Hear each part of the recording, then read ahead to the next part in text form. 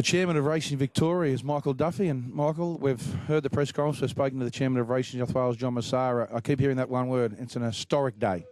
It is a great day. I mean, what I've never understood about this, Richard, has been how people could have let it go so long. I mean, we're so far behind everyone else.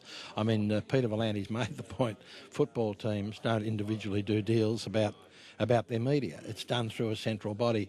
I think it's an enormous step forward, and it's a bit hard to understand completely at the moment how it'll all work out, the finances, as we said today, all those sort of things, but it's got to be a huge step for the racing industry.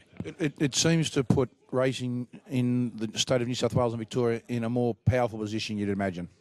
Well, I think the relationship between the two states has never been anything like as good as it is at the moment, and I think we're going to be able to cooperate on a lot of matters. There may be some difficulties sometimes about dates or something like that, but the relationship's such that I think those two states are going to be able. And one thing that's for sure about that, Richard, is this: in the sense of wagering, which is the basis of our revenue, if these two states work together, both of them benefit. That's the big point that people. It's not one or the other. It's both of them benefit. I suppose it gives you more clout when you're at the table if you've got the two biggest players in the industry together. It takes a totally different operation in place. It's I mean, in the past, and it's the same in some ways as what we were talking about before, when the aggregations have done the AFL when they go into negotiation in a very strong position. But I think that there was a lot of concern expressed this morning. Does Sky Channel disappear? Well, it'll be very unlikely, and it's going to be a strong player for a long while. But in those negotiations, it does change the climate. You walk in with 4 races rather than just a couple. A bit, yeah. What about the rights? They've been aggregated till 2028. Is that a good period?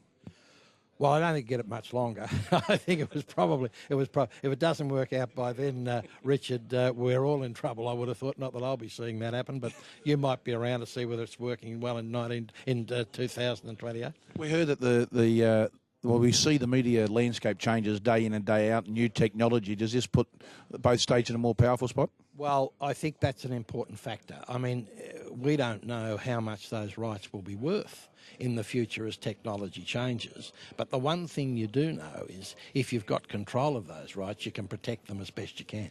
What about the other shareholders in Victoria? Were they all supportive of joining with the state of New South Wales? They were, and they all signed up. I mean, it was a long grind, but that was because of detail. You know, people wanted to be this to be there, that to be there. It was like an old trade negotiation in a way. I didn't know that it'd ever end, but it did. The independent model of the board, which will cease, I believe, in the signing of the new agreement, the shareholders will have more input. Yeah, and it wasn't independent before in the sense that the clubs could nominate someone, but they weren't but the real key was the two principal authorities never had a place on the board, and I think that's important. And then it makes them work with the clubs as the shareholders. You've got the shareholders and the principal authorities at the table. That has to be an advantage, Richard.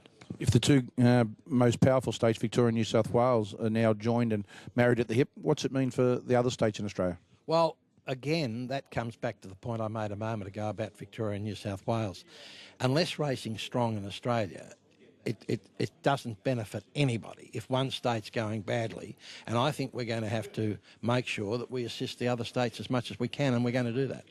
The financial input, I know you don't want to put a figure on it, but obviously through the negotiations you believe that it's going to be more financially beneficial? It certainly will be. It's not a matter of not putting a figure on. I just don't know what it will be, but it's going to be better. There's no doubt about that. A historic day, a long, hard grind. No one ever thought that Racing New South Wales and Racing Victoria could be such a best of friends. Actually, I was never more than very cautiously optimistic, Richard. But no, it is a great day, and it's a great relief to everybody involved.